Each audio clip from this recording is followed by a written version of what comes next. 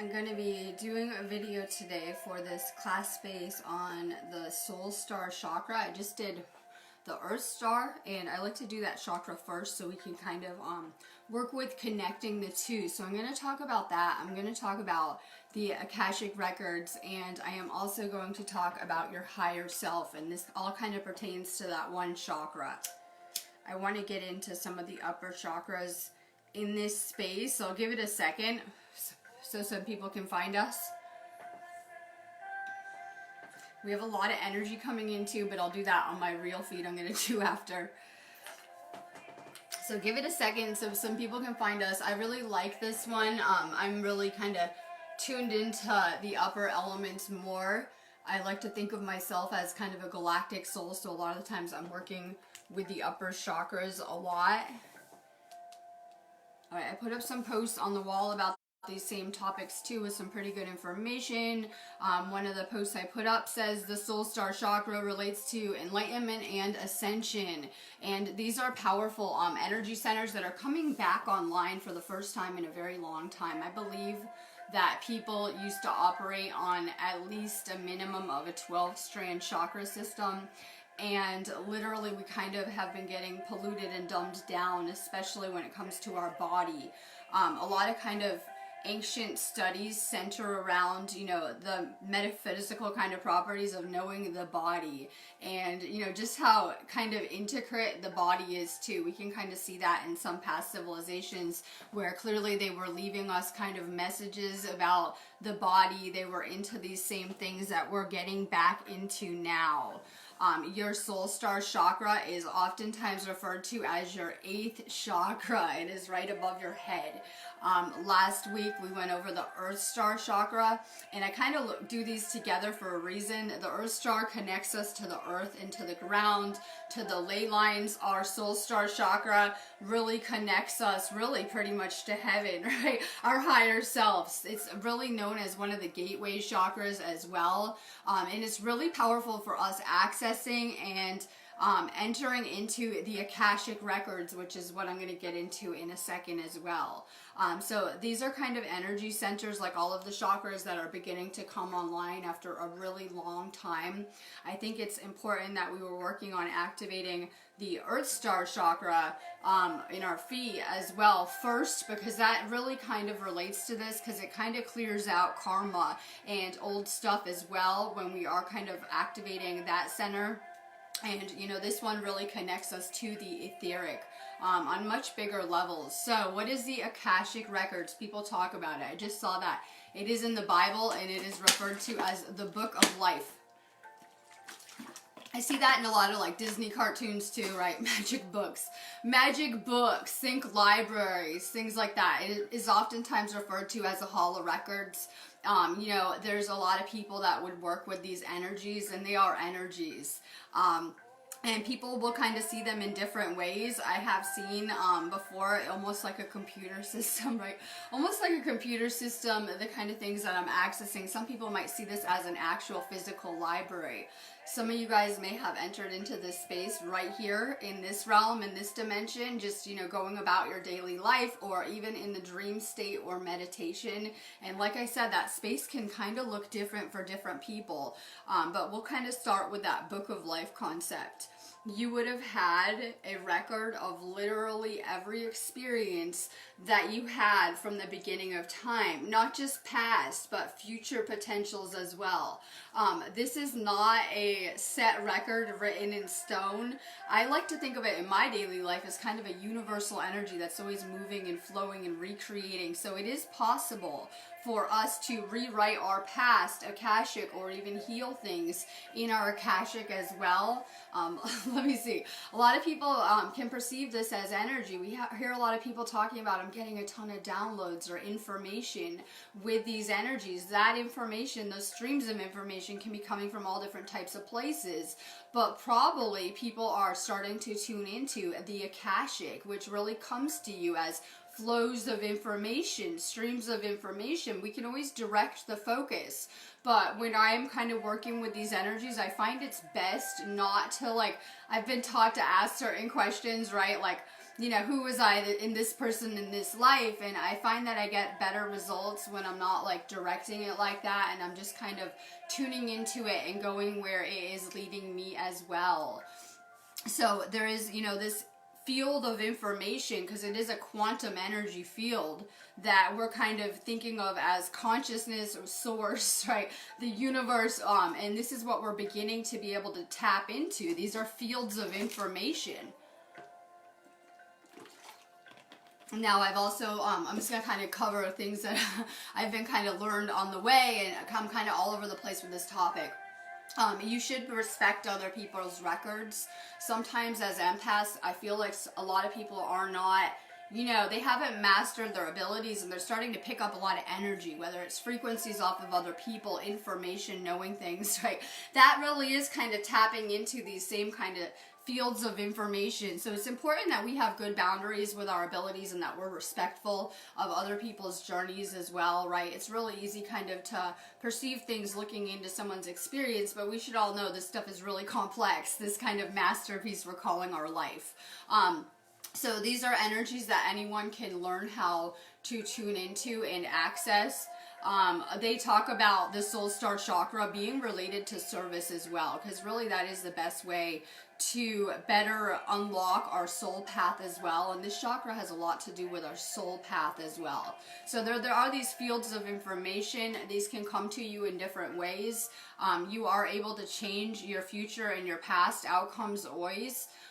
You know, a lot of times when people are doing Akashic work, whether they realize they're doing this or not, they're actually rewriting people's futures, or, you know, assisting them in better potentials, probabilities, things like that.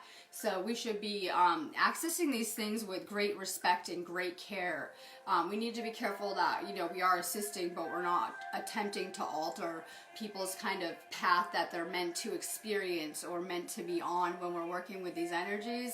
So we see a lot of psychics around here, especially, right? People think it's easy. I can go do this, right? It's easy. Maybe I'll do that. And we see a lot of psychics and things like that. And while people may perceive that they're viewing the future, there is a question of, are we creating the future, you know, by seeding these intentions, or are we kind of tuning into it? So we should be really delicate when it comes to, you know, other people's paths, and respectful too in working with these energies. When we meditate, that's probably one of the best ways to access these energies, literally, right? And meditation comes in lots of forms. I don't always sit there with my eyes closed, but I'm in a meditative state a lot of the time. So it comes in many forms, but you could meditate on a question. If you want to ask something of the Akashic, this is a conscious field of energy. It is intelligent infinity, as they refer to it, right? It is conscious energy as well. And like I said, you can learn how to direct the flow. So you can always meditate on a question. It's probably the best way to access these energies. Sometimes you don't get the answer to these questions right away. I've had a lot of questions the past few days just here in my journey. And sometimes, you know, it takes me till the next morning, and then suddenly I'll start receiving downloads on the topic that I asked about, or information. And that's something I've become really good at, is downloading information. So this is the Akashic field. This is Akashic energies that I'm working with the work that I do. Let's see. This energy flow is all around us, right? And like I said, we are able to change this, not change outcomes, not just for ourselves, but with others. It's why we're going to learn that in these new energies, we have to be more careful with our words, because we're creating, whether we're creating things for ourselves or others, that kind of varies. All right, we're going to talk a little bit about your higher self. What does that mean, right? We hear that term a lot. Your higher self, because the soul star is a chakra that connects you with your higher self. We do a lot of kind of meditations, throwing in kind of activations with this chakra as well. And we're going to keep going through the head chakras, and I'm going to continue to do, you know, the regular chakras, the 7 chakra system in this space as well. But I'm going to kind of bring some different things into it, because you guys kind of should have a good understanding of some of the basics at this point. And I know everyone's at all different levels, so I'm ready to move into some different things. Your higher self. All right, the best way that because I'm thinking about, how do you even describe this? The best way to describe this is, right now, you're kind of who you are on your path. If you look back like 10 years ago, you were probably a different person. you would be considered your future self to that person back then. It is possible that you can now send love, send healing to that person. You probably don't want to change these outcomes because they're probably lessons that you needed on your soul path, but it is always good, a way for healing, that if you had some type of trauma or you had some type of negative experience, maybe send that version of yourself love and healing. That really works with a lot of childhood issues too. You know, you weren't always, safe and protected all the time, but you are now. And so as you're becoming spiritually more evolved, it is possible to tune into those areas and heal yourself in the now. So you would even be considered your future self. Your higher self is you, but a more evolved version of you in the future. I like to think of this version of you as yourself outside of time, literally. So if you were, it's the aspect of yourself that did not incarnate into this matrix, literally outside of time, but it's also who you are outside of this role you're playing. We really come to experience this ego identity, and we've had different experiences. We've played different roles here. We've been different people. Reincarnation is very real. And so that really is yourself outside of time. You're always being assisted. A lot of times when people are tuning into streams of information, it's coming from their higher self. I don't think it's a coincidence that the higher self and the Akashic are both accessed kind of through the same chakra as well, the soul star chakra. So literally, we're having information come to us. A lot of times that can be for your higher self. I know that I have to do my path alone here, and you guys do too, but what I can do is I can ask for things and assistance that might help me on my journey. So for me, I usually ask for a lot of information. And, you can always pray to the universe, source, as if you call it God. I think that's a very limiting label, and we have to ditch it, and this is why. It's very masculine-oriented. People automatically go to the picture of the guy in the sky and this biblical version of it, and, the real God is this source energy all around us. It's an energy in everyone, everything all around us. So that's a very limiting label, but it's also a very 3D term. When you're done with your experience here, you're going to be kind of evolved past that notion and more into like consciousness, oneness, right? These things don't exist. So those are kind of ego labels. So, I've been taught a lot as to why we should kind of evolve past that label, but it's whatever you're comfortable with, where you're at. Like I said, people are at different places. Your higher self is someone that you can ask for assistance. This would be you much later. They say it's like the 6th dimensional version of you and you in the future. But if you are a starseed and you came from like one of those higher states of consciousness, that probably is just you, how you were before you came here, right? And so you are being assisted. You can ask for information. You can ask for different things, healing, things that can assist you. I put a post up on one of the, I think, Reiki group wall saying that you can always ask for assistance if you need healing from the extraterrestrials. You always can. We have a lot of forces. If you resonate with angels, they're interdimensional as well. I'm going to be doing, in our other classes this space, working on ancestor energy, which is maybe something a little more personal if anyone's kind of like lost loved ones, things like that. So there are different energies that we can connect with in the spiritual that are very interested in our journey here. Ascended Masters is one I didn't mention as well. So we have so much assistance with our journey. We have guides. I'm always saying this, right? Guides, assistance we wouldn't even remember or recognize at this point. So we kind of have a lot coming back to us right now. Some things that are good for working with the soul star chakra. Obviously, meditation is really good. These are kind of, like I said, gateway chakras, the upper chakras. I look at them kind of like, this is just me, the ladder to heaven, right? They talk about a ladder in heaven and other things, kind of biblical kind of ideas. And I really look at like DNA or the chakra system as really that ladder to heaven, because as we're activating, each one, correlates with a dimension. So most people are in the material chakras, which are the 3 lower ones, and then we get into the spiritual, right? The ether. So a lot of people are kind of in that material state, and you know, the further that we go with this ascension, the more we can perceive of the spiritual, and it really is like a ladder to heaven, because it really is a bridge to higher states of consciousness and dimensions. Crystals are good for that chakra. Amethyst is probably best for not just the crown, but the solar star chakra. I was thinking about, right? Amethyst. So it's really good for either of those. This chakra is actually white in color or gold. The people kind of have different interpretations of it. I got told it's gold. I always think of it as gold from the meditations. I've done so many meditation techniques for working with the head chakras and things like that, and it, sometimes we see in Egypt the sun discs, or above the ascended masters' heads we see the sun disc right above it, or things like that, and that really resonates with me when I'm kind of looking at and working with these chakras, because that's a really good technique for working with this. And I'm going to be doing you know, activations of all these chakras. That's why I kind of want to go over it. We need to merge with our higher self. This aspect of ourselves outside of time. I don't even know how to really explain this good, but it's one of the first things that I got taught and did in my awakening, that we probably want to be open to these energies assisting us. A lot of people have had a lot of negative experiences and walk around very closed off to the spiritual. For me, I want to bring more of this spiritual stuff into my life. Energies, angels, think about it. We are creating our own universe. I probably want angels everywhere, ascended masters, light beings, right? And being assisted in healing the planet. This is my version of reality that I've always had, just wanting everyone kind of healthy and healed around here. I kind of see through a lot of the collective things occurring, and I think it's very important that we kind of heal now and everyone gets back to being healthy and hopefully happy on this planet. That's where I see my manifestation kind of leading me to with this work as well. So we want to be open to these energies, especially working with your angels, right? As we're going up in frequency, our angels can access us better and better. And a lot of you guys are noticing that communication that is occurring, and we're getting signs all day long, little messages, whether it's the number code, which I look them all up.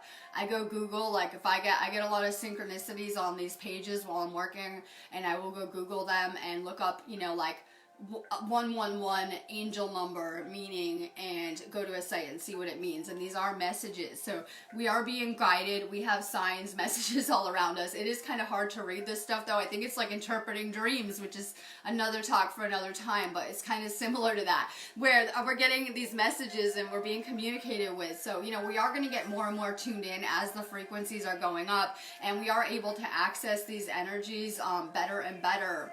So if you guys want homework, yeah, I'm going to give you guys a little homework fun.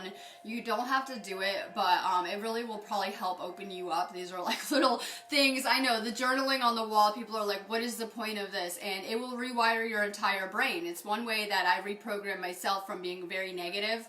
And when I woke up, I had a lot of negative programming, like on a loop. And that was one way I broke those patterns and kind of created new thinking patterns. And it really helped me, right? They would tell you, wake up in the morning and think of 3 things that you're grateful for. And if you keep doing that for several weeks, it will reprogram your entire brain to be more positive. If you can be more positive, you're going to have, you know, more positive manifestations coming to you. It will change your entire reality simply by doing this inner work.